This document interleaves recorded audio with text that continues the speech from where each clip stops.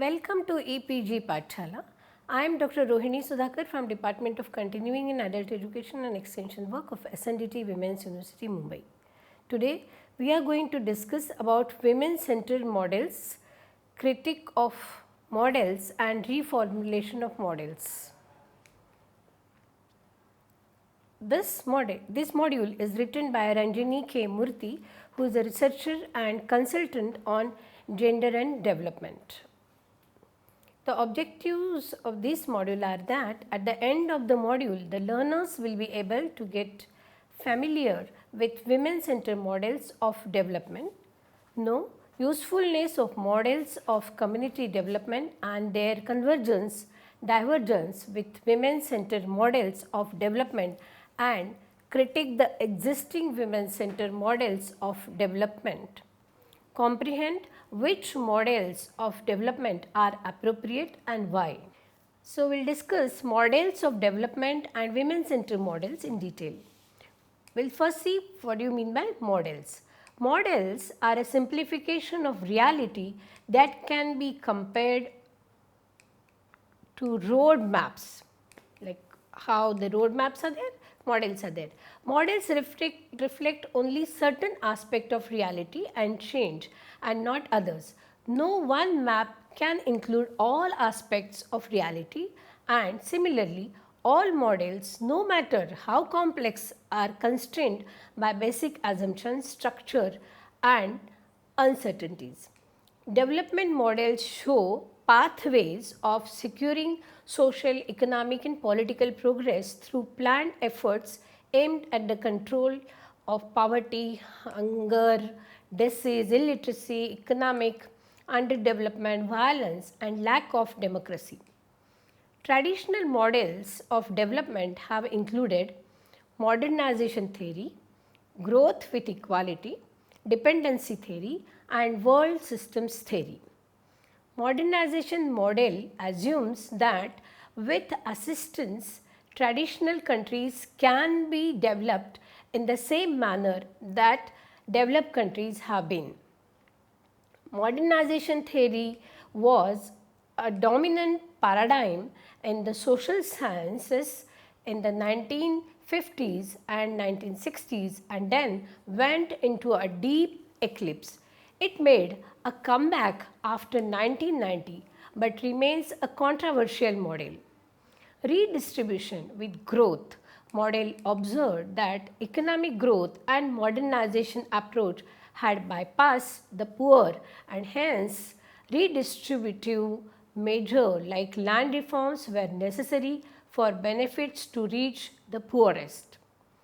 Basic needs model emerged in the response to resistance faced from power holders to redistribution and advocated for directly enhancing income and access to basic needs of the poor. Human rights model argued for economic and social, cultural and civil and political rights of individuals and responsibility of state in the meeting these. The extent to which these development models address women's advancement and emancipation varied. The modernization and redistribution with growth model did not refer to women's issues, for example, land rights, which the basic needs were of women. And human rights model did discuss access of women to basic needs and rights of women as well. It is in this context that women-centered models of development emerge, of which four main ones are discussed in the next section. That is welfare, women in development, women and development and gender and development. Now, we will see women-centered models which created space for women of color, oppressed caste, low incomes and working class to alter their living conditions and position vis-a-vis men, as well as through policy and legal measures from above. Women-centered models do not entail women subordinating men or others. Women-centered models of development. We will see that women-centered models to development include the welfare, women in development, women and development, and gender and development models. Each model originated at a different time but is still reflected in policies now. Welfare model, we will see, with the establishment of United Nations during post World War II period, what was called decades of development compensated. During the first decade of development, that is 1960 to 70, it was assumed that economic growth resulting out of modernization would trickle down to the poor and lead to economic and social benefits to all households. Within the household, it was assumed that women and men would benefit equally from economic growth. The poor in developing countries were seen as those who failed to benefit out of markets requiring welfare measures. Within this model, women were seen primarily as mothers and wives with no role to play in contributing to economic growth. The critics of this model said that renowned feminist economist Myra Buchanan notes that poor women in the third world had become the main beneficiaries of welfare programs begun by national and international relief agencies soon after the end of World War II. These welfare programs were designed to relieve poor women's needs exclusively in terms of their roles as mothers and wives. According to Moser, the welfare model ignored the productive role of women and the community management role. For example, participating in communities meetings for the benefit of all, like in water use associations of women, and emphasis was mainly on addressing needs like family planning programs and maternal and child health. The model was not very threatening and continues in various forms even today. Now we will see next model, women in development.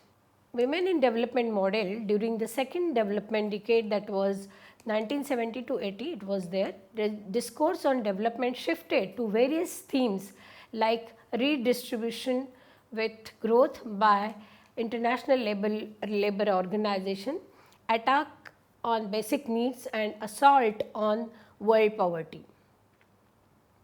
The importance of integration of women into development was emphasized from both intrinsic lens, that is benefiting women directly, as well as instrumental lens. Women were seen as important players in development and the focus was on integrating them productively into development.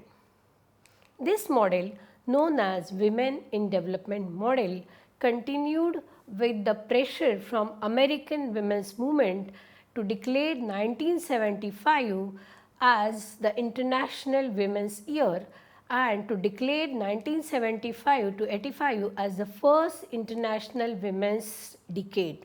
Equality, development and peace were the three themes for the International Women's Decade. While women from developed first world countries emphasized equality, women from developing third world countries were concerned with women's economic development. Women from conflict-ridden second world were concerned with peace. The equality and anti-poverty strands of women in development emerged during 1970s and 1980s, while the efficiency strand developed during late 1980s and early 1990s when structural adjustment packages were initiated by World Bank and the International Monetary Fund. Each of these strands of women in development model is elaborated here. Equality. The equality strand emphasizes that women could not emerge as equal to men as equal opportunities were not provided to them. This strand was popular during 1975 to 1985. Further, equality strand was found to be threatening by the men in power. The concern was with meeting strategic gender interests of women in a top-down manner, and women were not organized effectively to meet these needs, and neither was there any emphasis on working with men to change negative gender attitudes. An example of the equality strand in India is the first comprehensive study on status of women leading to the report Towards Equality in 1974. Equality researchers argued that development was not reaching the poor and that poverty in developing countries was indeed feminized. The existence of many women headed households was heightened. Anti-poverty. It is in this context that the anti-poverty strand of women in development model evolved in the late 1970s and early 1980s. The primary reason for poverty was not seen as the direction of mainstream capitalist development or the skewed distribution of resources, but the fact that the poor did not have access to credit, skills, extension and employment which would increase their income and productivity. The main reason for feminization of poverty was seen as exclusion of women from income generation activities and not really capitalist patriarchy which denied women right to means of production, for example land, on their names, to have the land on women's name. The anti-poverty strand perceived poor women as a distinct category but tended to recognize only the practical gender needs related to their productive roles. In India, the microcredit based self-employment program, integrated rural development program introduced in 1978 targeting individuals reflects the anti-poverty strand. The anti-poverty program continues to be popular even now amongst Government of India, which is reflected in Mahatma Gandhi National Rural Employment Guarantee Scheme. Efficiency. The seeds of efficiency strand were sown in the 1980s in Copenhagen, where the United Nations Mid-Decade Conference on Women was held. The conference was dominated by debates on trade, development and politics. By late 1980s, it was clear that the burden of structural adjustment was borne by women. For example, with serious cuts in health care spending by government, the focus on efficient development meant that the existing burden of care shifted even more towards women than before. Further, in the economic sphere, women's resilience and ability to adjust to crisis was recognized. Women in the formal sector were prepared to work longer and for lesser pay than men. All these qualities attracted private sector and development planners to focus economic intervention on women. Another stream of efficiency is the shift in microcredit programs from individual focused self-employment credit with low rates of interest to group based microcredit schemes targeted at women with higher rates of interest. Women were seen as better in the repayment of loans. Equality, women were mobilized into water and sanitation committees as they were seen as better managers of these common resources. On the whole, the efficiency strand was premised on this assumption that development would be more efficient and effective if there is investment in women. In mid 1990s and 2000s, in fact, poor women were seen as sites of investment by non-banking finance companies and formed into joint liability groups with little investment in capacity building, gender training or social capital formation. The interest rate being high and their asset and skill base not being strengthened, the women found it difficult to repay the loan, leading in worst case scenario to a few women members committing suicide like in parts of Andhra Pradesh and Tamil Nadu. Now the government has started regulating microfinance sector. Another example in India of the efficiency strand of women in development model is the cutting out of the male health inspector cadre and placing a burden of health care on women health staff like female auxiliary nurse midwives and accredited social health activists, that is ASHA. Now critic of this women in development model, we will see what is the critic. The critics are from several quarters. It has been argued that women in development model saw humans, including women, as atomized individuals isolated from social structures. The women in development model operated on the premise of gender roles rather than gendered power relations. It assumed that irrational prejudices of sex roles, stereotypes of policymakers and planners were the main problem which could be overcome with education. Further, women were seen as having homogeneous needs and the diversity of practical gender needs and strategic gender interests amongst women based on race, caste, class, etc. were not recognized. For example, while a thresher may be useful for women whose households having agricultural land, it may displace labor of women whose households do not have land. Further, the women in development strands, while challenging the stereotyping of women as passive players in production, assumed that they were biology less and without sex specific needs.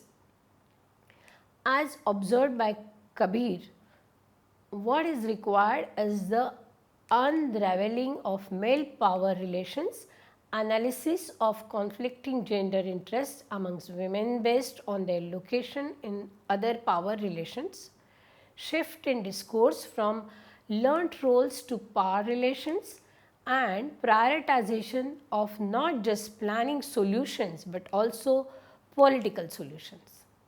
The best critique of women in development model can be summed thus that women in development model approaches are like treating cancer with band-aid.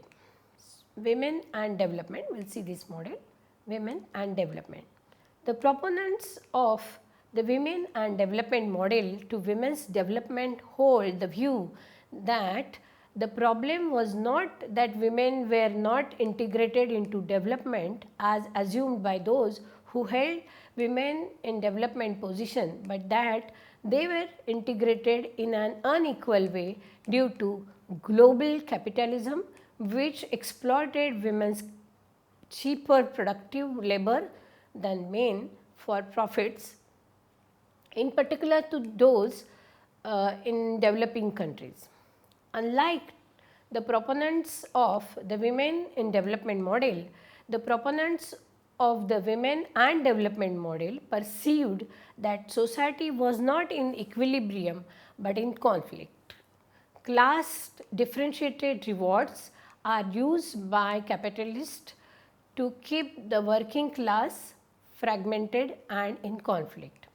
Unlike the women in development model, the women and development model emphasized that the main reason for women's secondary status they played primacy on the structure of capitalist patriarchy.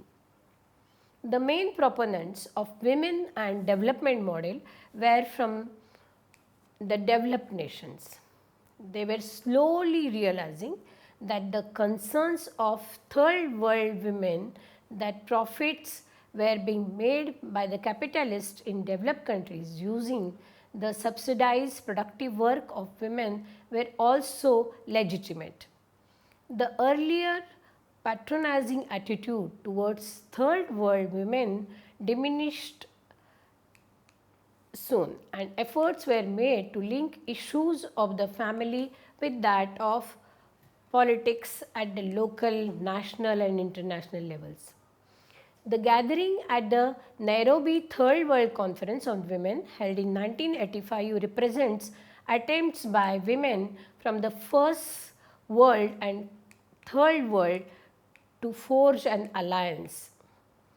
In this meeting, the need for challenging laissez-faire model and patriarchy as a system was highlighted.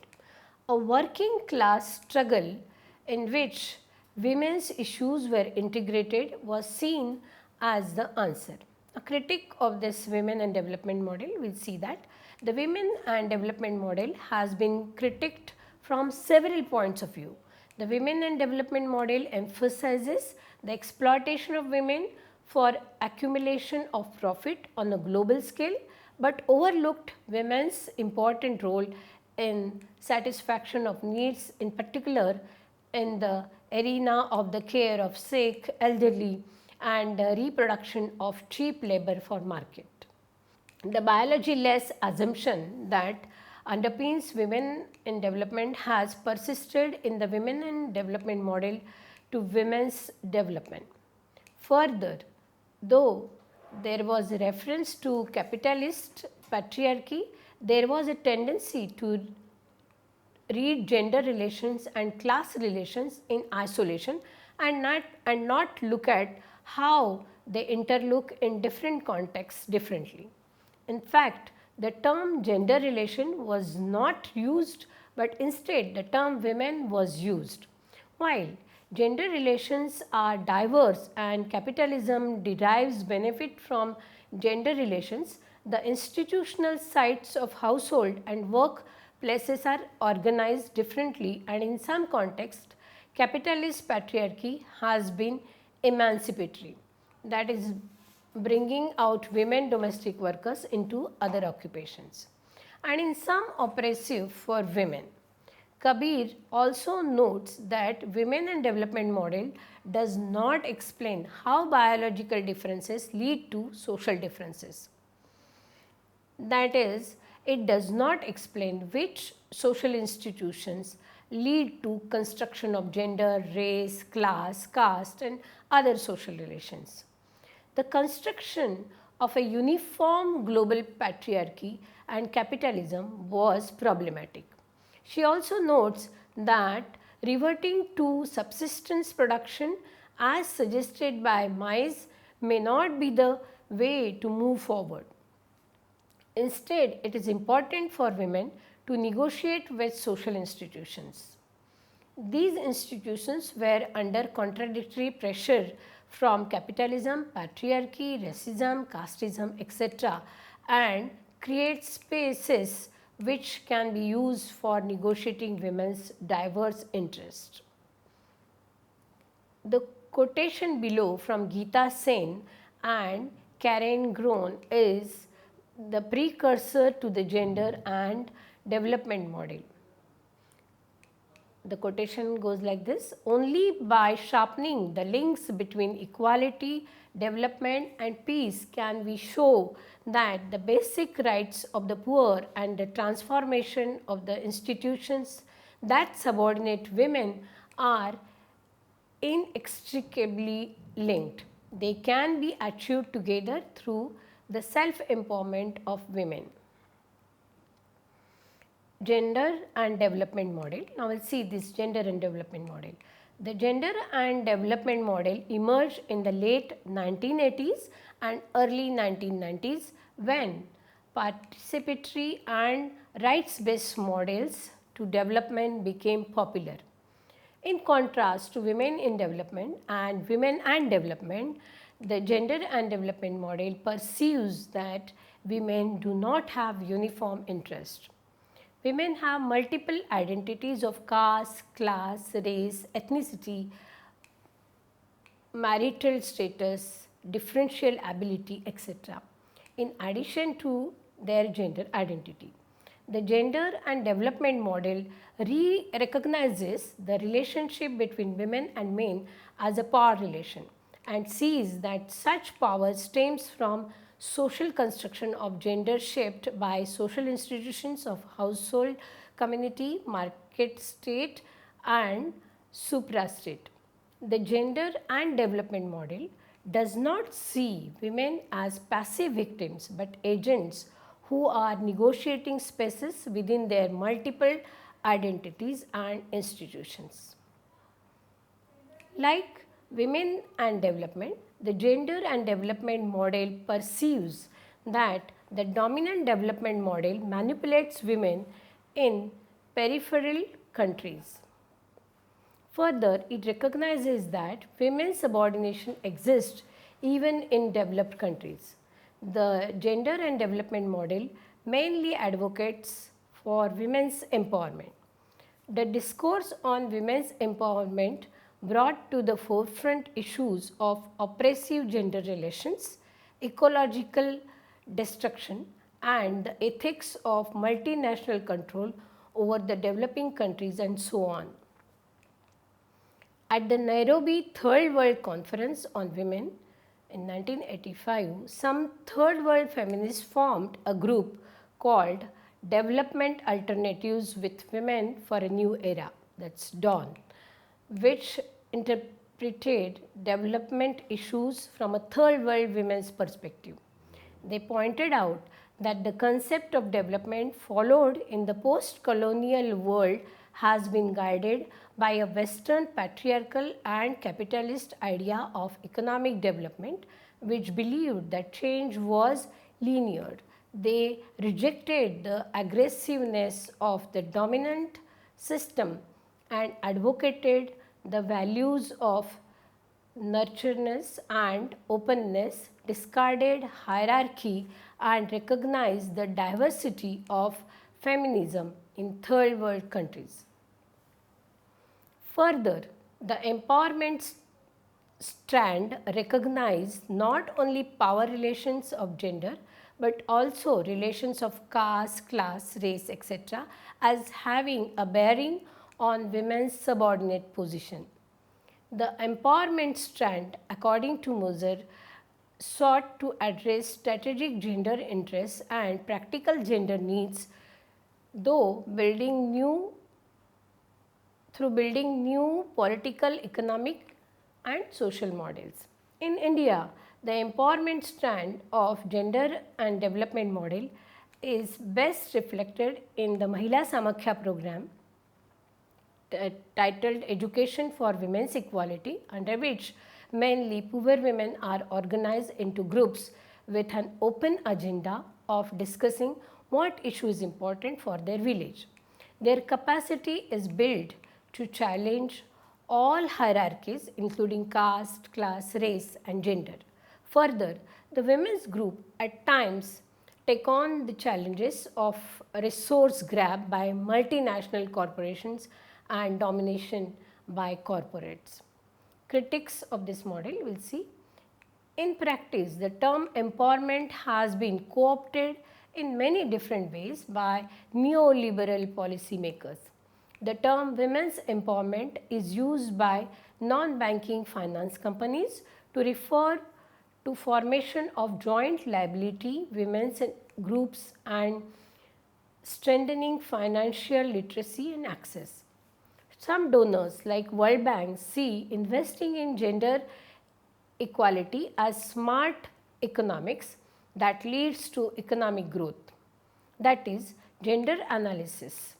Analysis of what women and men do and gendered constraints is used to promote business and efficient growth, akin to the efficiency approach. This dilutes the power dimension within the concept of gender and social relations. Government of India, 2015, India's report on the implementation of Beijing Declaration and platform for action shows that action did take place. The preconception and prenatal diagnostic techniques, that's Prohibition of Sex Selection Act 1994 was formed. Women successfully protesting against high interest rates with private capital before government regulated the same. Maternity benefit schemes like Janani Suraksha Yojana was started in 2011. National Rural Livelihood Mission was started in 2011, and special focus was on forming self-help groups and federations and strengthening livelihoods, women farmers, single women, Dalits, Adivasis and women with disability, etc. Women's informal justice systems which take up issues of property rights, violence on women, etc. were started. Garment industry training, women in tailoring for growth of the industry were started. Now we will see models of community development and models of women-centered development. Models of community development. Rothman puts forward 3 models of community development, namely locality development, social planning and social action. According to him, the 3 models are not to be used separately. At times, one needs to combine 2-3 models at the same time. The 3 models are briefly explained here. First, we will see locality development model. This model is based on the belief that in order to foster change, a wide variety of community members should be involved in planning, implementation and evaluation. Key themes include the use of democratic procedures, voluntary cooperation, self-help, the development of the local leadership, etc. This is a bottom-up model but may not necessarily be pro-poor. The second model given by Rothman is social planning model. This model is a deliberately planned and technical process of problem solving with regard to substantive social problems like mental health, housing and sanitation.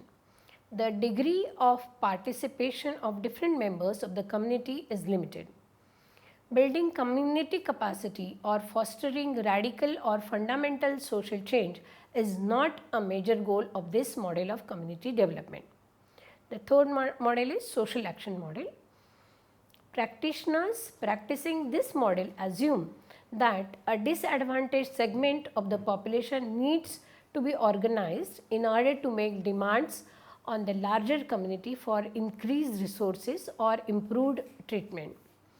Key themes in this model are social justice, democracy and the redistribution of power, resources and decision making. This model is again bottom up like the locality model but with only the marginalized being organized. Now we will see relation between models of community development and models of women's development, which is complex. There is no one correct answer. The welfare model and anti-poverty and efficiency strands of women in development model may be compatible with locality development and social planning models of community development. Equality strand of women in development model may in tune with the social planning model of community development. Empowerment, gender and development model may be compatible with social action model of community development. Critique of models and reformulation of women's central model. Hierarchies of models not relevant. A central critique of women-centered model of development is that they place other models on a hierarchical scales with welfare being at the bottom and empowerment at the top. This placement may not reflect the needs of poor women.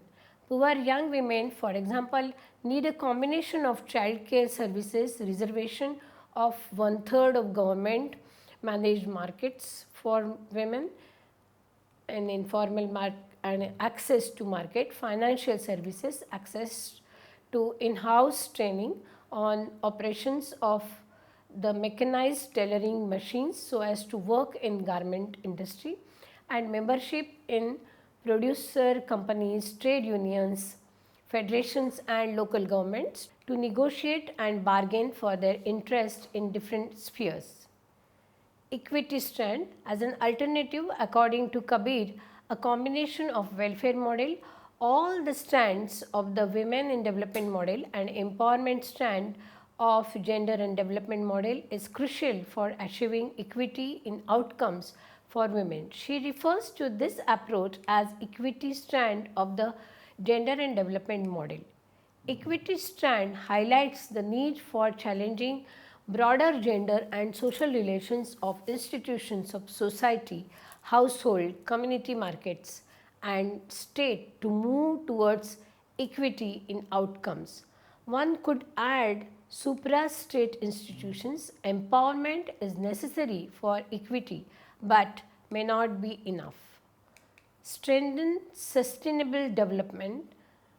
Goal 5 targets and indicators. The Sustainable Development Goals evolved by United Nations in consultation with national government have translated the concept of women's empowerment into specific outcome targets and indicators focusing.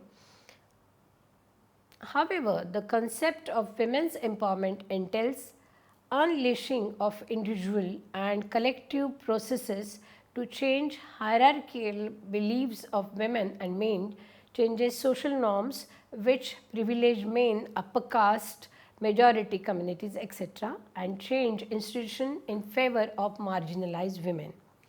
Further, the present Sustainable Development Goal 5 targets and indicators treat women as homogeneous, unlike the equity strand, which recognizes the diversity amongst women and the need to achieve equity between women at the bottom and men at the top.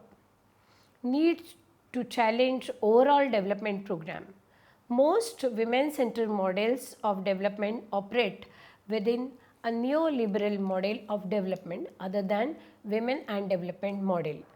Privatization, liberalization and globalization policies that underpin neoliberal economic models harm marginalized women. For example, privatization of education for the bottom rung in India has meant that girls have lesser access to education than boys, with parents being unable to support education of both children. Globalization has led to collapse of prices of some of the fruits like pears and apples, with fruits coming from outside. Vegetables and fruit cultivation and marketing is more in the hands of women when compared to grain cultivation.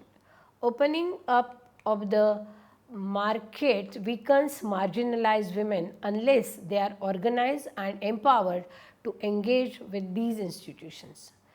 So now, while concluding in the summary part, we would like to say that this module sought to define the concept of development model and women-centered development models and different women-centered models of development that have evolved over time, and welfare women and development, gender and development, drawing upon Kabir. It argues that the equity stand of gender and development model, which drawn upon its precursors, has several strengths. It calls for bargaining with gender and social relations played out with institutions for promoting gender equity. The social action and social planning models of community development are necessary for furthering gender equity. Thank you.